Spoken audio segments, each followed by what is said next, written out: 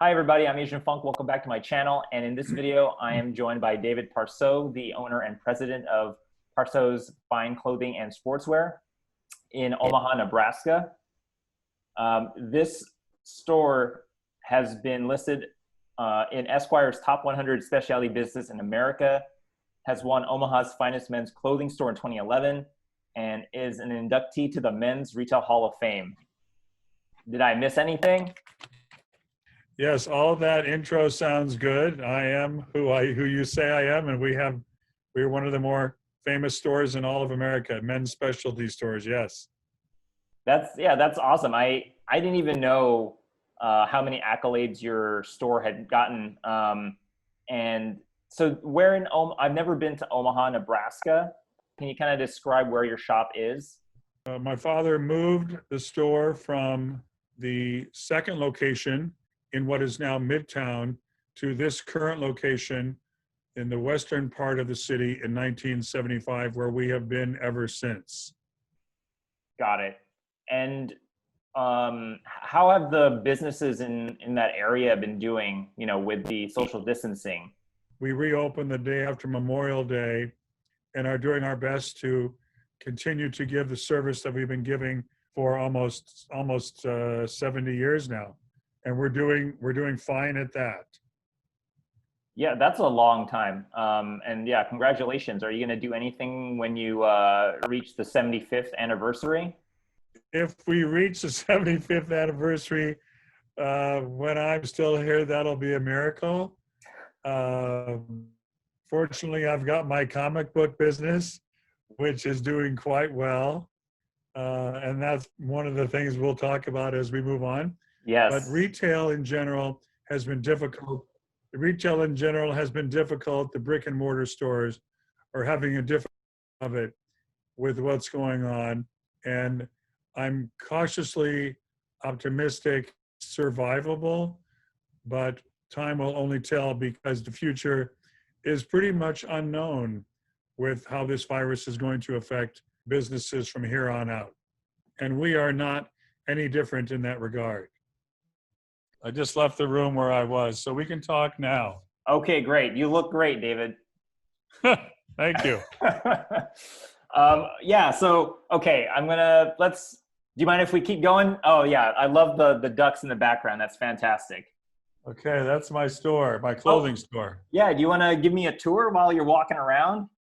Okay, so Sure. Let's see, I'm trying to see what you see. Go for it. Okay, so I'm walking in the front of my store, and as you can see, it's very woodsy, very French village under glass, so to speak, somewhat manly. My father designed this store again in 1975. You can see all the elk and chandeliers. Hopefully you can. I'm trying to see what you're seeing. And there's the main room. Wow, your store is huge. Yes, there is a person there as well. There is a person. There's two people there. And they're 5,600 square feet. And now we're walking out front. I'm walking out front. Oh, yeah. And I'm showing you the front of the store. Lovely. There's the front of the store. And this is where it all happens. So are you in a mall? Are you in an indoor shopping area? Yes. We are very small. There's probably no more than 20 stores in this mall. Okay. That's the center court of the mall, and that's where we've been, right in this location, since 1975. Wow, so you have that, your store is basically an anchor store. You were there before everybody else, and then everyone built things around you. Correct. Would you say that your store is sort of like a local celebrity? Yes, I'm sure you could say that. I've been in it, so it's hard to see on the outside what people see. But yes, we are a long-standing establishment here in Omaha. So, how you doing? Nice to meet you again. It's good to see you. Yeah, this is good. We're making this work. I'm very excited. All right. And so I just recently learned that you also made suits for Warren Buffett, the fourth richest person in the world. Is that true? Yes, that is true. My father started selling Warren clothes in the mid 50s when my father's location was in the same building as Warren's office before it became Berkshire Hathaway. Warren is a wonderful man, has done a lot of good things for Omaha, the state of Nebraska, and elsewhere. Warren is one of many good customers we have. Everybody is special when you shop at a specialty store. So I'm going to read you a quote that you gave in a magazine, I believe. You said, "I'm a big sports fan and a huge music fan, but I'd rather meet Stan Lee than Michael Jordan and Bruce Springsteen." Does that sound familiar? Yes, that does sound familiar. So have you met Michael Jordan? No, I have not met Michael Jordan. Have you met Bruce Springsteen? I have not met Bruce Springsteen. Have you met Stan Lee? I have indeed met Stan Lee. Can you tell me about the first time you met him? Yes, I was at a convention, a clothing convention in Las Vegas, where we go twice a year to buy for our store. And in my family's past has been a history of heart disease. And I too did not escape that genetic trait.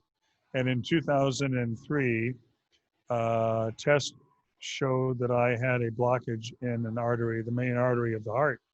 So I went to New York City to have a procedure. Due to the way the procedure goes, you are susceptible, if you're unlucky, to what is called pericarditis, an inflammation of the pericardium, the protective sac of the heart. So while I was in this convention in Las Vegas in 2008, I felt the uncomfortable feeling of pericarditis setting in. I then learned, as I was about to go to the emergency room in Las Vegas, of Stan Lee signing autographs at a t-shirt booth. And rather than get to the emergency room to take care of this procedure, which I knew wasn't life-threatening unless it got further into it, that I would be okay waiting a couple hours. Excuse me for just a moment. Excuse me. No problem. So I waited 2 hours rather uncomfortably and made my way to the booth where Stan Lee was purportedly signing autographs, only to find them cleaning up the booth and leaving. And I said, "I'm here to meet Stan Lee." They said, "Well, there was a mistake in the program. He was here 2 hours ago. We're very sorry." I said, "You're sorry? I risked having a heart attack to meet Stan Lee." And the woman says, "Well, if you're in New York next week, he will be at the New York Comic Con, and we can make sure that you are right there in front of the booth when Stan Lee comes out." Wow. I said, "I'm going to the emergency room, and if I live, I will be in New York City next weekend to meet Stan Lee." So I then went to the emergency room. They took care of me. I got on a plane. I was admitted to the hospital in Omaha when I landed. I was there for 3 days. And I then made my way to the New York Convention at the Javits Center. And I walked up to the booth where I was told to go, asked for the woman that I was told to ask for. And she says, "Oh, you're the guy with the heart attack." I said, "I didn't have a heart attack. I'm fine now." And she goes, "Well, you're supposed to be right here."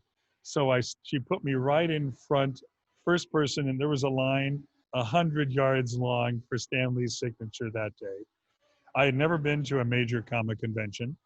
And so I waited, and the TV cameras were there, the news people were there, and there I was, standing, huge roar of the crowd. Out comes Stan Lee. He puts on his headset, sits right in front of me in the captain's chair, and says, "Where's the guy with the heart attack?" I said, "I'm right here." I raised my hand. I said, "I'm right here, Stan." He said, "You didn't have a heart attack." I said, "No, but I was close." And then we spoke for about 15, 20 minutes. I mean, I was so nervous. I was like a kid. And it was a great meeting. And that is, I didn't get anything signed. I just was there to meet him. I didn't even know about signatures on comic books then. Hmm. And so that was how we met. And that was the way it was the first time I met Stan Lee. Wow, that is an amazing story. It's crazy that, you know, you basically risked your life to meet him, and you went from being the heart attack guy to his tailor somehow. Um, Yes. do you want to kind of talk about how you went from being a fan to measuring his inseam? Yeah. Yeah, well, it was more than his inseam, but yes, I will tell you that. So now we fast forward from 2008 to approximately 2015, early 2015. I was watching, I was noticing how the prices, let me back up. I was starting to sell my comic book collection. I'd had a lot of comics CGC'd but nothing signed.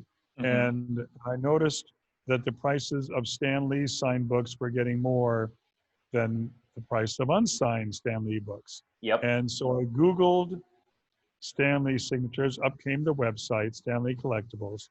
And I went to the website and it said, if you cannot make it to conventions and you have at least 250 books, we will grant you, or we may grant you a private signing.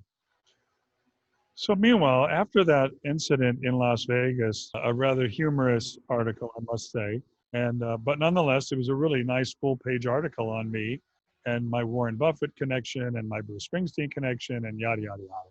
So, along with my request to Stanley Collectibles that day, requesting a private signing, I linked the article of me risking my life for Stan's signature into the request for a private signing.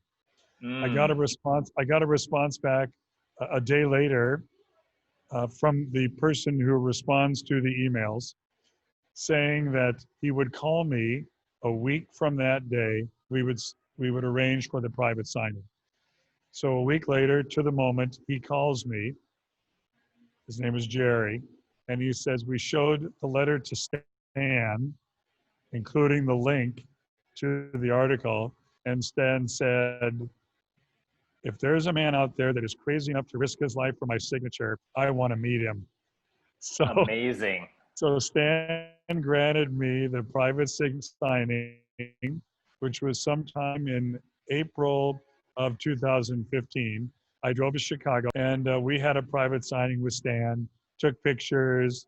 The article that was written about me and Stan, we posed with, and it was just a wonderful experience meeting him, although it wasn't so personal at that particular location, but it sure became that way after that.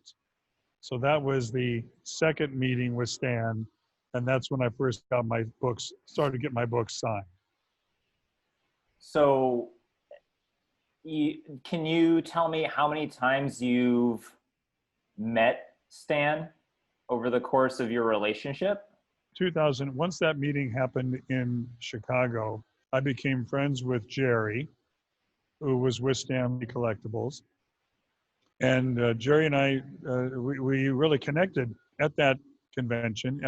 And at the end, Jerry told me that if I had more books signed, which he did see my action, which was over probably 6 books, mostly Silver Age at the time, that he would consult with Max and see if I could get another big signing signed up.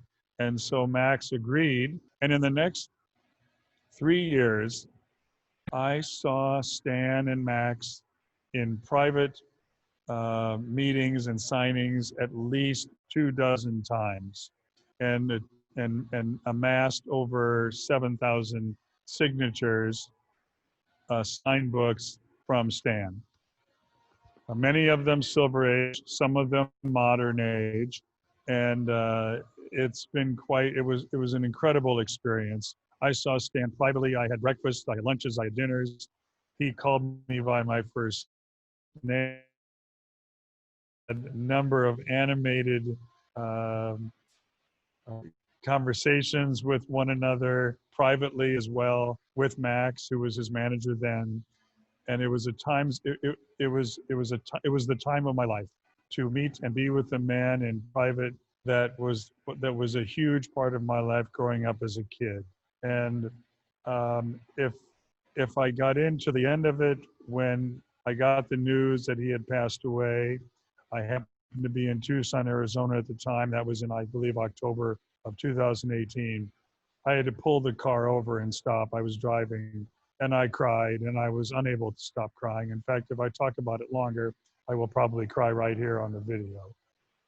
He was such a large part of my life as a kid and became a large part of my life in the last 4 years with the signings. And I can't recreate that.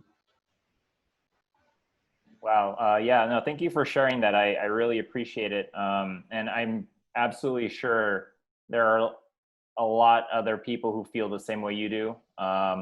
And I don't remember exactly where I was when I heard about his passing, but it made me think about, you know, the first time I met him and the last time I met him. Do you remember the last conversation you had with him? Last conversation I had with Stan was at Dallas convention at the start of 2017 for New Year's. And I was in the room with he and Max. He had said to me that it was good to see him again, that he absolutely loved the suit that I made him. He said that to me on a number of occasions on the suit and shirts that I made him. And he was so warmly appreciative of that suit and how much I must have gone out of my way to do it, which of course it was not going out of my way to do it, but he was very genuine and it was incredible the way he remembered me and remembered what I did for him. And I had a number of momentous meetings with Stan.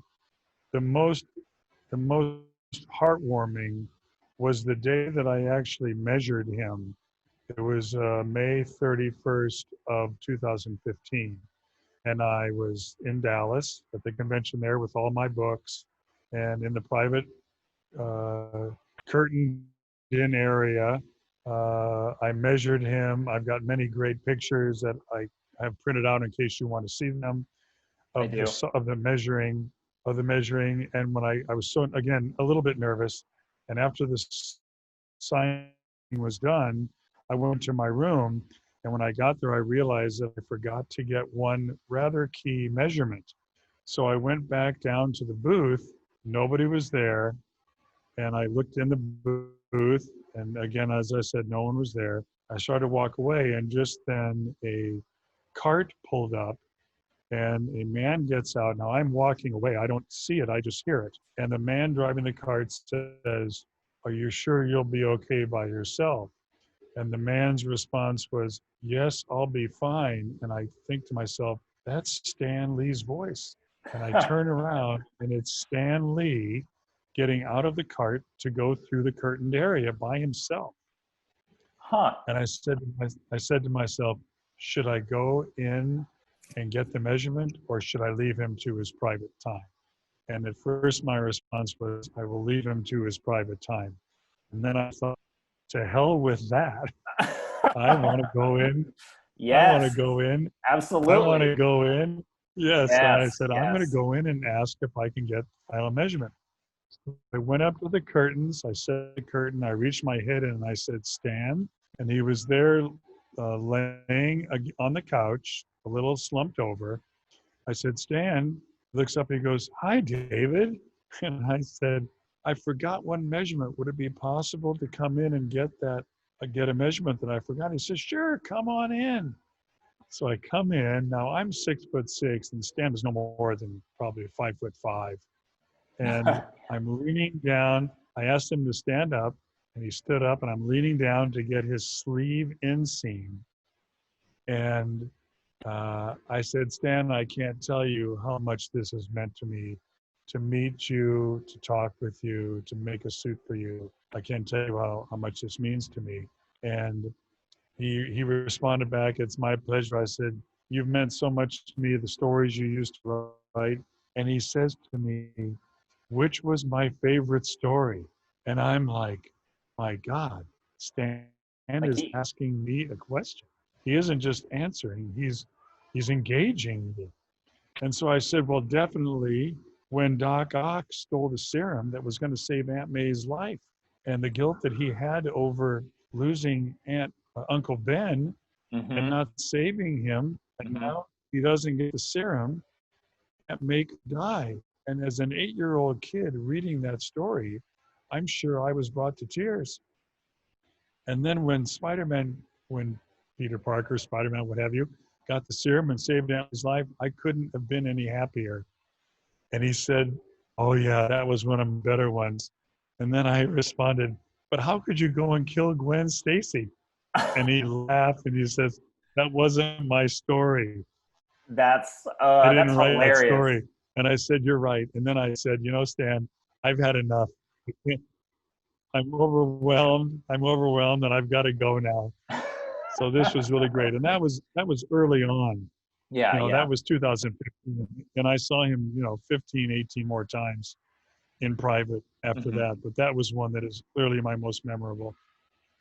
I don't know a lot of people who have had that kind of engagement with him, just because most fans, when they try to meet him at a convention, they're not allowed to talk to him, hang out with him, touch him, any of that stuff. So that's really special. And I am definitely envious of that. I want to read something that I read, and this is going to tie into, Stan again, but so someone asked Warren Buffett how he would describe his style, and he called it rumpled. So how would you describe Stan's style of clothing? Well, Stan had a figure that commanded made-to-measure clothing. As people get older, and remember, I've been at this for over 45 years, people get older, their body changes in ways that stock clothing doesn't fit them. So when I started measuring Stan that day in Dallas, he was very verbal, amusingly verbal, of how his wife always complained about how his pants didn't fit right. You can see that in photos, and The it legs always of his pants and the seat of his pants Yep. were too big. And I said, well, Stan, that's why we go to custom, because I can make you exactly the fit that your body dictates, and you will have nothing to worry about. So when it did come time to deliver the suit to him, which I did 3 months later in Boston, he was overwhelmed at the fit and the quality and how it felt, and how when I saw him months later at a convention in Dallas, his comment was, he came up to me in a restaurant, called me out. I was sitting with Bob Layton, the artist. Oh, yeah. He called me out, where's David? Where's David? And I stood up, I go, Stan, nice to see you. He goes, I got to tell you, that suit is the greatest suit I've ever had. I can't tell you how much I love it.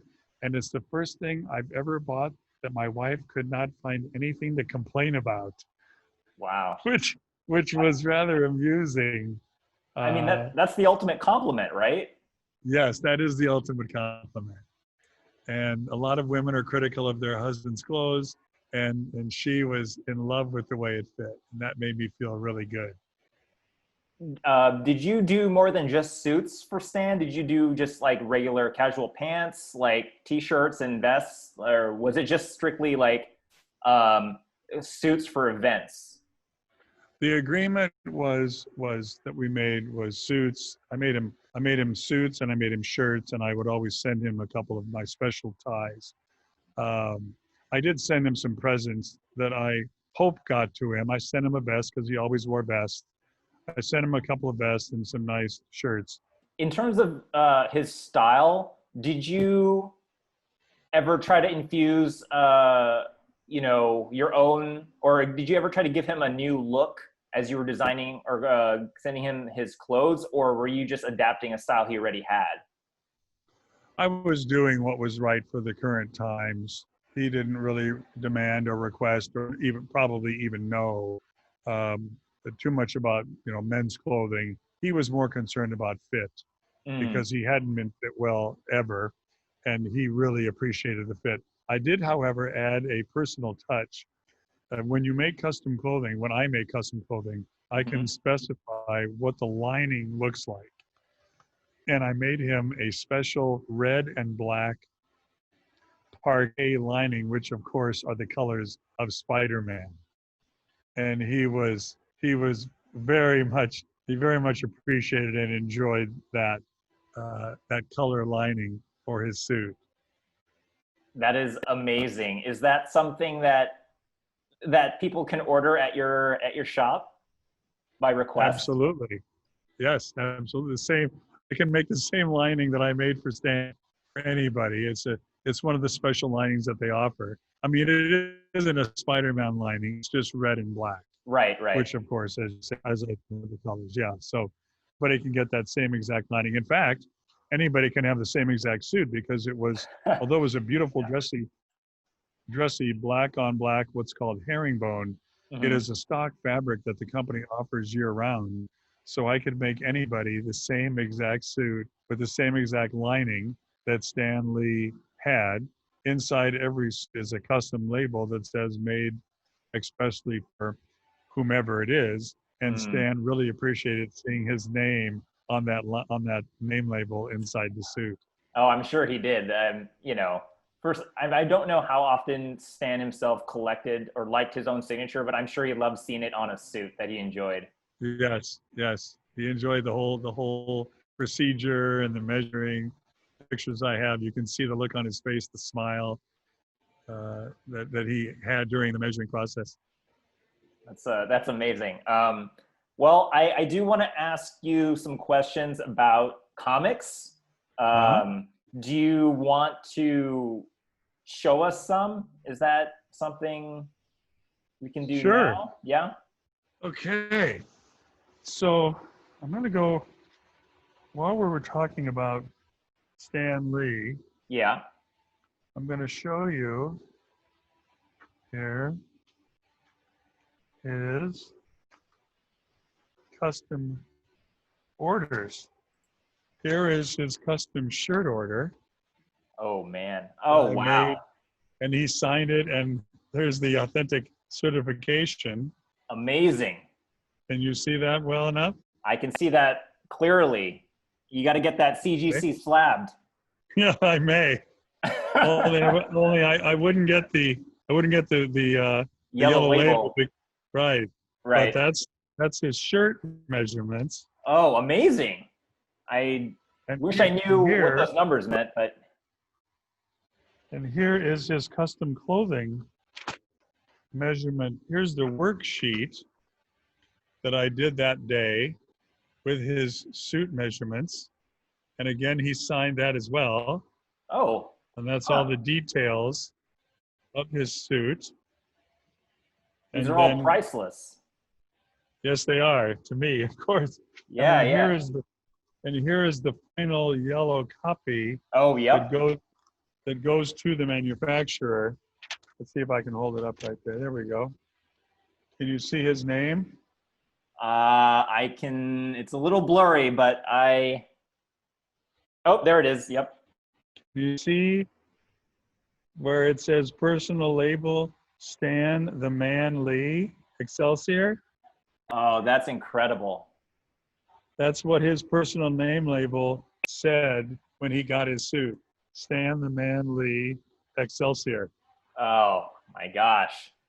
If I ever request a tailored suit from you, I will request that my label says that as well. Okay. So then after meeting Stan, he brought a gift from Stan to me, and here is the gift: a Oh, signed what? copy of Stan sketching Spider-Man with his signature, CGC label. Oh my God.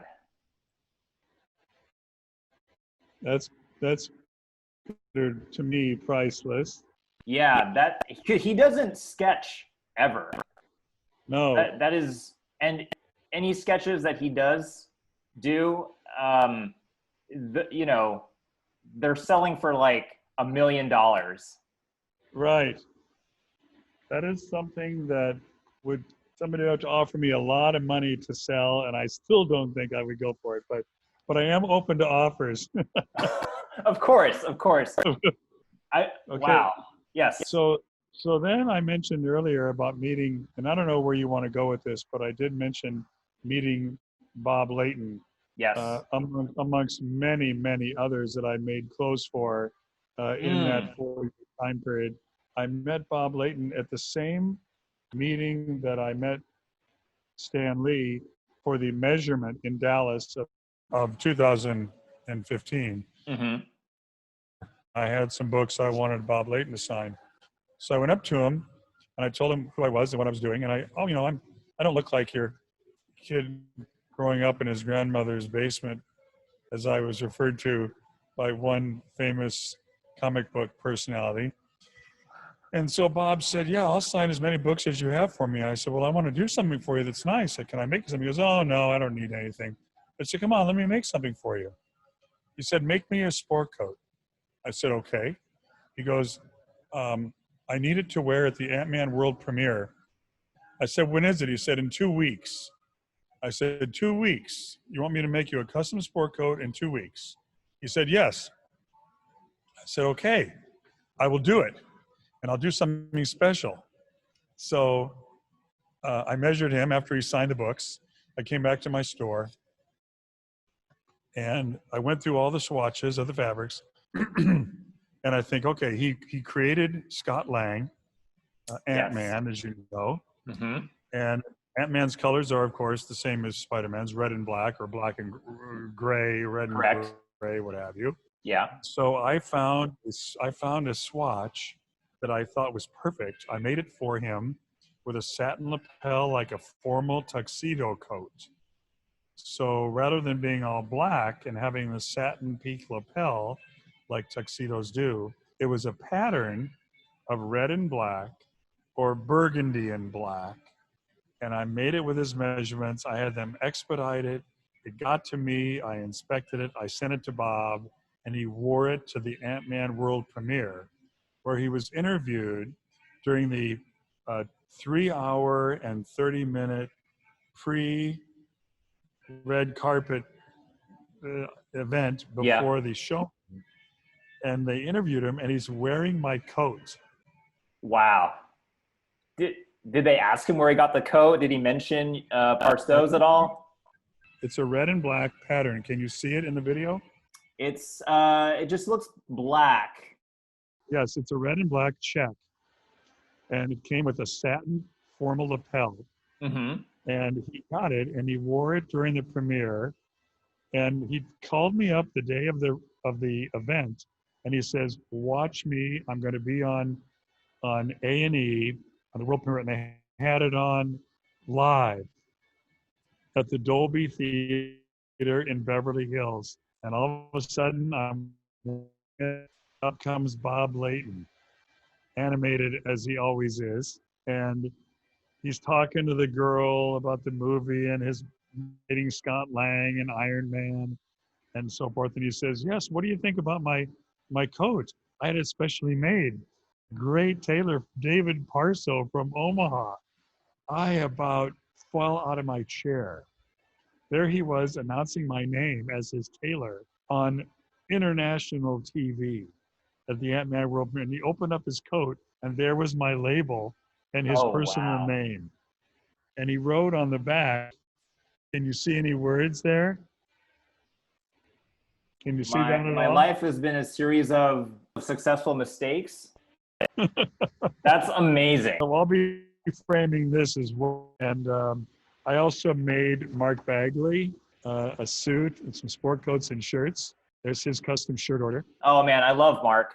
He's one of my favorite Spider-Man artists. Yeah, we've had lunches and dinners with him. He's a very good friend. Um, let's see, what else do I have here? So I've made a lot of clothes for these people. Jim Shooter, a fabulous individual, one of the major editors ever of Marvel Comics, Hmm. then went on to start Valiant. He has become a personal friend of mine. He was at our wedding 2 years ago. What? Uh, yes, Jim Shooter. Mark Bagley couldn't make it, and Wow. yeah, that was really yeah. In fact, Jim Shooter introduced us after we were married as we came out onto the podium after the wedding, which was really cool. We've developed a very nice kinship, Jim and I. So here are some of my books that you asked about. Yes. What do you have, David? I have a Fantastic Four #1, signed by Wow. Stan, 6.5. Oh my God. That's incredible. And let's see what else I got here. Um, I'll show you my signed books first. One of the most iconic books ever. Oh, yep. That's a 9.2. And then here's the Tales of Suspense 39, the first Iron Man. Oh my gosh, that's beautiful. I'm sorry about the glare if you're getting glare. No, not at all. We all deal with the glare monster. Okay. I've got 2 or 3 of X-Men #1s signed by Stan. 2 or 3 copies. Yeah. Now you're just showing off. I've got 2 or 3 Iron Man #1s. I'm saving the best for last, by the way, Mark. You're saving the best for last. Wasn't the Fantastic Four one your best? Oh, hey. It was right up there. It was right up there. I've got 2 of those FF #1s. You're But killing now me. you're about to get into my holy grails. I didn't bring my Amazing Fantasy 15, but here is the first Goblin signed by Stan. Oh yeah, that's nice. Beautiful. All right, are you ready for my Yeah, best? I'm ready.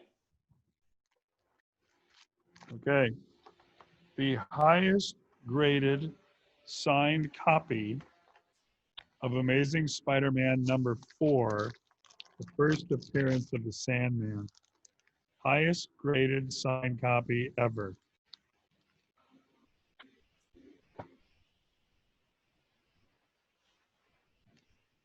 I'm pretty speechless. Well, Wow. if you're speechless now, then you won't be talking much when you see the next one. Wait, that wasn't it? Oh, this is it. Oh The man. highest graded signed copy of Amazing Spider-Man #3, the first appearance of Doc Ock. I don't think I've ever seen an ASM 3 at a 9.0 or above, to be honest. There's a And 9.4. signed. It's the highest graded signed copy in existence. And That's I don't mean to brag, but I also have a 9.2, which is the the second second. highest. Get the heck out of here. I have the 2 highest graded signed copies, and there's no doubles of any of those of Doc Ock, the first Doc Ock. So, okay, I need to ask you, David. How? And I'm not even sure if I read this somewhere, if I'm making this up in my head, but you have. Do you think you have the largest collection of Stanley signed comic books? Well, that's a good question. I really don't know. However, I did get 7,000 books signed in the last 4 years, so I probably did. I haven't got down to selling these yet. Right.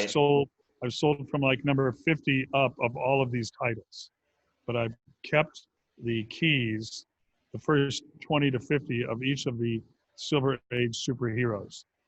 But I am getting to that point where I will need to start, not need, I want to start selling those as well. I will keep 2 or 3 books, and Sure. you're about to see the 2 of the 3 that I may sell, that I may Oh keep. man. Okay, This isn't, this isn't, I mean, it's a very important book. right. It isn't worth as much as some of these others, but the book, for private reasons, means a lot to me. Mm-hmm. And it's the first Journey to the Mystery, not signed by Stan, the first Thor. Oh yeah. Beautiful. 7.0 with white pages. And my late brother, one of my 2, I lost sudden death, and my brother that was closest to me was a very, very huge Thor collector. Mm-hmm. And we used to read, he was only a year older than me. We read comics together. We read comics together growing up. Every Thursday, we couldn't wait for the books to come out at the drugstore. And it was very emotional, very tragic loss when I lost him. So I keep that book because of how much he meant to me, and how much, and again, there's a connection to Stan Lee, who wrote those stories that my late brother Jay and I would treasure and read. I was a big Fantastic Four lover. Jay was a big Thor. We both shared Spider-Man. So those are books that I will keep, and for those memories. Right. No, yeah, that was actually going to be my question. It was like, do you have any books that you would never sell? And you have another one? I can't take it anymore, David. If you're not sitting down, you better.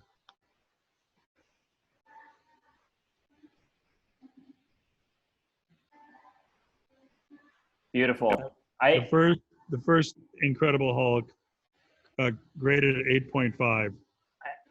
I don't think I've ever seen a Hulk 1 above like a 4 in my with my own eyes.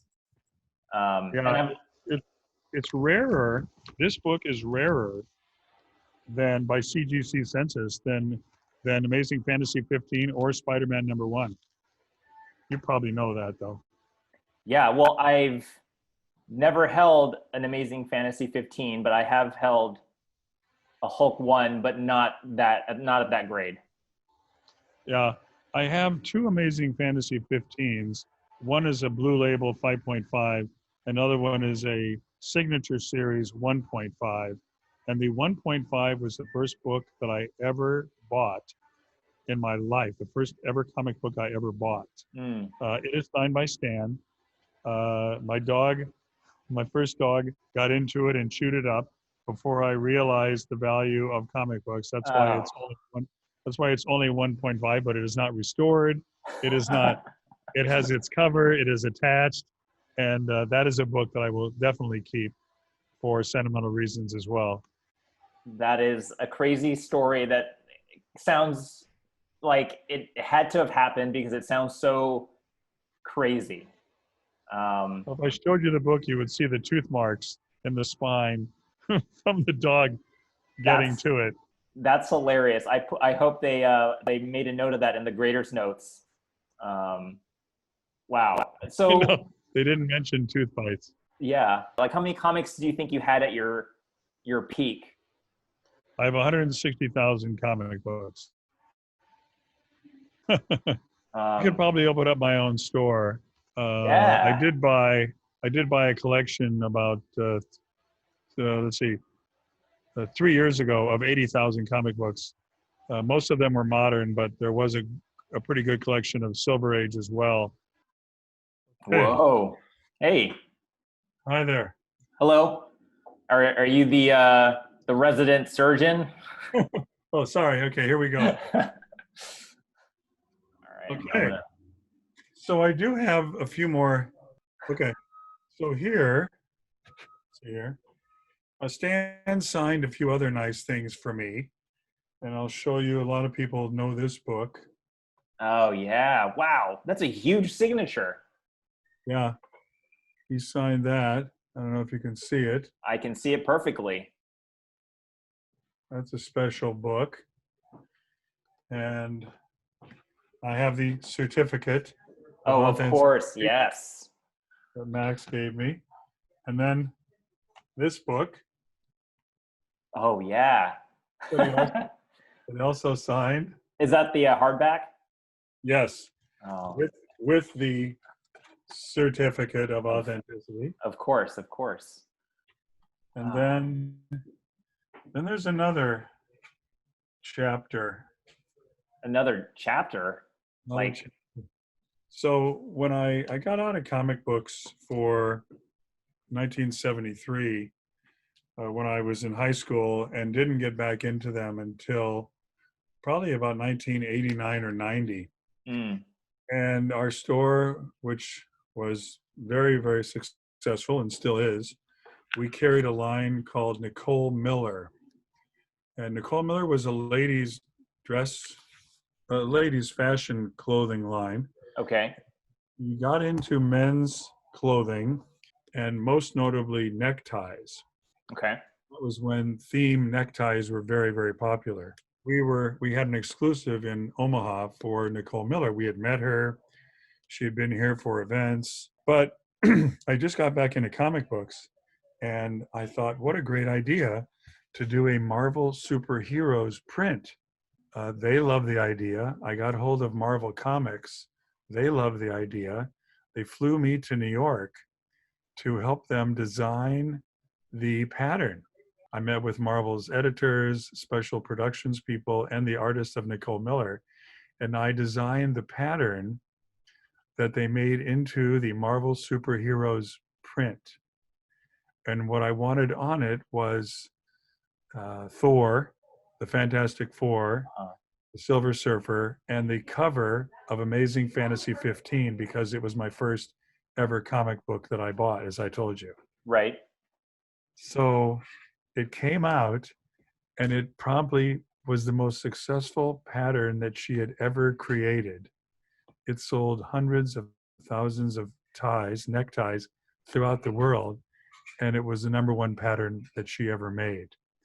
And here is the finished artwork that they sent me from Korea of the pattern. Here is the finished art cell that, if you look closely, Oh, that's amazing. you can see on the Silver Surfer's surfboard, Stan signed right over Nicole Miller's signature. Because, Oh my gosh, that's hilarious. but here is, Wow, that's an amazing print. yes, it really is. It's on a hardback cardboard, and with all the colors at the top that the artist there would use to design it. And this Wow, was the pattern that I created for Nicole Miller. that's beautiful. And Wait, and then that's on a tie? it was on a tie, it was on a vest, it was on Oh, I see. Okay, okay. and here is one of the ties. At least I thought I brought one. Here it is. Oh, that's amazing. And you see I can see that. Yeah. That's so cool. And how much is that selling for? they were selling for $60 back then. What year was this again? Sorry. This was 1992. 1992. You can see on the back of the tie is the label that shows Yeah, yeah. Marvel 1992 Nicole Miller. That's so awesome, David. And that did so well that they did a deal with Marvel to keep doing them. And out came the X-Men print, Oh my of, gosh. of which Stan also signed that, as you can see in the lower corner. Yeah. Oh, we got some of the Jim Lee art in there. Right. And there's that. And then they also did, I have never seen any of these ties, David. here is the tie of the X-Men. That's so awesome. And then they did of course, Spider-Man print. Oh, And there is the Spider-Man artwork with oh, that's Stan's so cool. signature at the bottom. And here, the certificate of authenticity. And here is the Spider-Man tie. Oh man. I think I'm gonna have to buy a few of these, David. We can't find them. Okay, so why would you show me these if I can't buy them, David?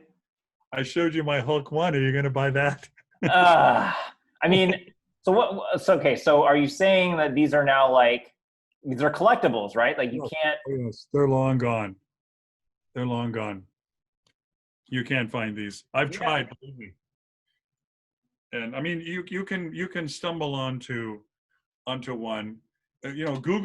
Google Marvel superheroes Nicole Miller. Well, I didn't even know they made those. So now that Yeah, very popular and got me a lot of attention and got our store a lot of attention, which was very nice.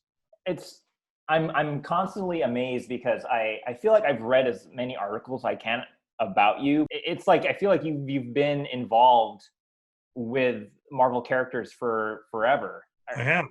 Yeah. Since I was a kid, and I never, I'm the youngest 65-year-old you'll ever meet. I would agree with that. And I will say they don't make a lot of really good, character themed clothing for adults. They do make those, but they're not very good in terms of quality or design. So to see those ties, I've seen some really bad ties, but those are probably the three most interesting ties I've ever seen. Yeah, I would agree. They're nice. Do you ever wear those to parties?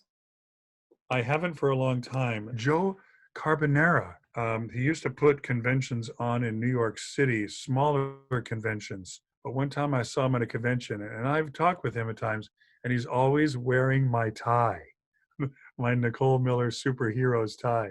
Do you still go to conventions? Have you gone to them recently? I haven't been to a convention since Stan Lee passed. Mm. Although I'm sorry, that's wrong. I did go to see Mark Bagley about 3 years ago. He signed 2,000 of my books. Wow. And he's a great guy. He's a really super guy. When you travel with all these books, does it give you some anxiety when you travel with those? Like, how do you even? I can't even. I feel paranoid just bringing like a couple of comic books. I can't imagine bringing thousands. How does that? How does that work? Well, fortunately, unfortunately, I can't do it anymore because Stan was he was the impetus. He was the reason that I traveled. Mm-hmm. Other people's signatures are nice, but if I'm doing this as a capitalist and trying to pay for my house, the value isn't really there by the time you travel and by the time you get books pressed and then go to CGC. Right. It's very few and far between as to what's going to make you money, and I don't have the space or the room. So, but going to those conventions with 5 suitcases was a physical and mental endurance test. And I never got burned. I never lost anything, thank God. Stan's manager, Max, although it was difficult at times, it always got done. The signatures always got signed. It was tough taking suitcases in cabs. These suitcases weighed 90 pounds apiece, and I'm toting 4 of them up streets of Seattle and Portland and Dallas and New York and Chicago and Denver and New Jersey and everywhere. And it was difficult, but I knew that it was worth it. Absolutely, yeah. Just like the logistical parts of it, right? Like the physical, the little things you don't think about, right, until you have to deal with it. Right. One convention I went to was Las Vegas over the end of June of 2017, and that was the year that I went to 13 conventions in 1 year. That's more than once a month to meet Stan. And I was staying at the Renaissance Hotel, which was at the end. It was about 300 yards from the convention center where Stan was signing books. And it was the end of June. and I was rolling these 2 suitcases across the parking lot, and the wheels melted What? from the wheels. The front wheels melted from the heat. Oh, uh-huh, I uh-huh. was pulling these suitcases with no wheels 300 yards, and they weighed 90 pounds apiece. And that was probably the most difficult task I've had. Of course, not only was it difficult to move them, but it was 108 degrees as well. Right. Oh my gosh. So that Yeah, was, no, that's the level of stress that I just do not think I can handle. Um, you but have to, then again, if I had an invitation to meet Stan Lee privately, I think I would go for it, of course. Do you ever go to comic shops in your area? uh, I go to the comic shops here, but it's mostly, I mean, I'll spend 10 minutes looking at their display cases, but Mhm. I'm usually there just to get backer boards and bags Yes. because I do have, so many books that are unbagged and unboarded that I'm starting to sell on my eBay shop. Mhm. So I'm selling ungraded lots of books. Like I've got a run of Incredible Hulk up right now. I've got 10 lots of 5 books each. And so, I'm putting them in new boards and new bags. And that's really what I go to the comic book stores for. Do you have like a filing system so you know like what books you have in your inventory? Do you have like a Excel spreadsheet?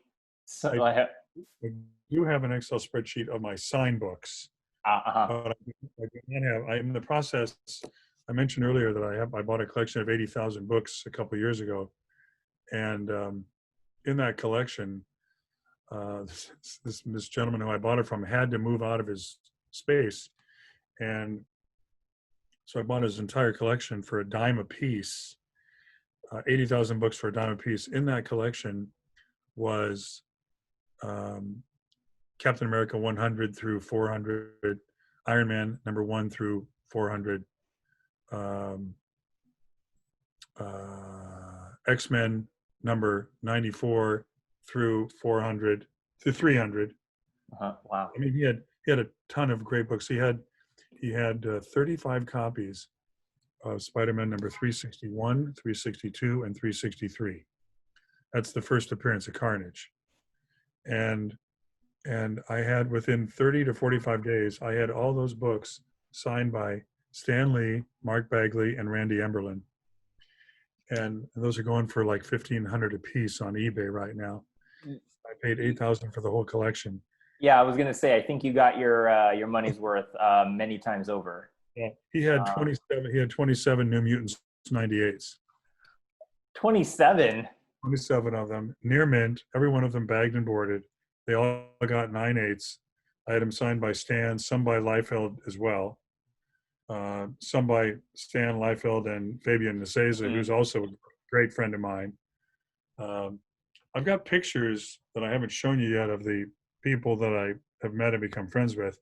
Should you want to see those? I I would love to see them. Here's a picture of the day that I measured Stan. Oh my gosh, that's adorable. Yeah, How tall did you say you were, David? I'm 6'6". And how tall is Stan? At best, 5'6". There I am measuring. Oh my gosh. Well, he looks very happy, I will say. Yes, he really enjoyed the Yeah. Here I am with Rob Liefeld, Oh man, what year was this? 2007, 2017 in either Portland or Seattle. I forget which. Okay, that wasn't too long ago. No, there's Eric Larson and Randy Emberlin. Oh, awesome. Yeah, Eric is awesome. I haven't had a chance to meet Randy yet. That's fun. Here's my good friend Jim Shooter, who attended my wedding. Is that a suit that you tailored for him? Oh, but I made him one. Where was that? Tulsa. Mm. I was in Tulsa. Here's Bob Layton wearing the coat that I made him for the Ant-Man world premiere. Wow, he looks sharp, and he looks very proud of it too. And he'll tell you about it as well. Does he just always wear that suit? He just never takes it off? Every time I saw him, he was wearing my coat. That's amazing. Did he ever ask for more, or is he's just so happy with the one that he just wears it everywhere? He wants more. Here is that convention in Chicago, the first private signing with Stan and my wife. Oh, he looks happy. And here he is signing my books. Which convention was this again? C2? Chicago. This was Chicago, middle of April of 2015. And there's my books getting ready for signing. Wow. That's Jerry, by the way. Okay. Man. And is this usually before he has to meet other fans, or is this after, or is this? This was after the convention on on the Saturday. Okay. Yeah. What's the weirdest thing that you've had Stan sign besides a comic book? Okay. All right, I'm ready. So this is the plaque of the article about me measuring Stan Lee for the suit in Dallas. And then I took it to Denver 6 months later for him to sign.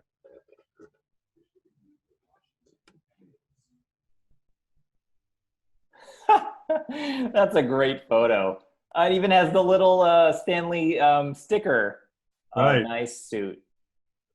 That's priceless, David. I walked up and Max said, just get at the end of the line. And it was near the end of the day. There was not many people there at the end. And so I'm like the second person from the end. And I get there with this plaque and Stan's not looking up. And Max leans down behind Stan and says, Stan, this is the guy that made your suit. And he looks up and he says, David, is that you? And I was like amazed that he remembered my name. He called me out and he said, I love my suit.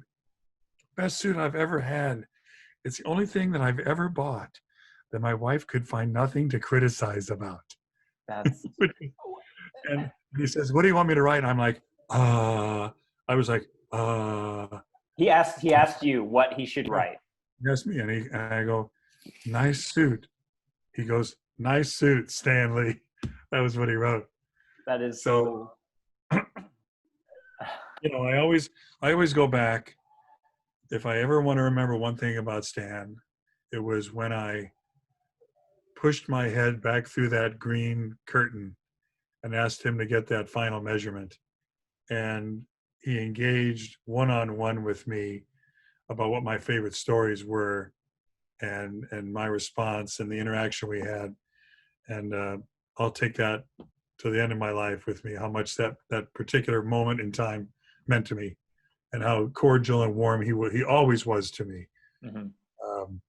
And that's, you know, that's like, I can go back to when I was 8 years old reading his books. And now here I am 65 years old, you know, what is that, 57 years later. Yeah. And remembering the meetings that I had with the greatest, possibly the greatest writer in history. And the person that meant the most to more people than I can think any writer on earth. Well, I'm going to be honest. I don't have any other questions for you. I am so happy and honored to have gotten to talk to you just about anything and everything. I hope that we can do this again sometime. Sure. Would you do anything different? Should I do anything different next time? Did you feel? If I did anything different, I would have a better connection. You know what? I will say it was a little touch and go in the beginning, but I think I'm really glad that we both stuck through it. And yeah, I feel privileged to have been able to talk to you and just kind of hear about your experiences with Stan and just, you know, learn a little bit about your store and your life and a little bit about Omaha. Well, I've thoroughly enjoyed it, and it is no secret to anybody who knows me that we didn't get into my love for Bruce Springsteen, but Yeah. that's fine. That's for another time. And I think I'll save that for next time. How does that sound? That sounds fine. Suffice to say that I've seen him 65 times in concert, so that pretty much tells you the story there. But I love talking about comic books more. It's more fun. Yeah. The other subject is a different subject, but comic books it's kept me going, and I could talk about him all the time, especially Stan Lee. Yes. Mark, I've really enjoyed this, and anytime you want to talk, you know how to find me. Yep. Anybody out there who wants to talk about purchasing some of the books that I've shown and others, they can find me as well. You can let them know where I am. Yep. Palm Tree Comics on eBay. There you go. All right. David, thank you so much for taking the time to chat. I really appreciate it. Thank you. My pleasure. And I have one final word. Yes. Guess what it is? Is it Excelsior? Of course. I thought it was a trick question. Good guess, Mark. Excelsior to you and your loved ones and family. You too. Thank you so much. Take care, and I will speak to you soon. All right. Sounds good. All right. Bye.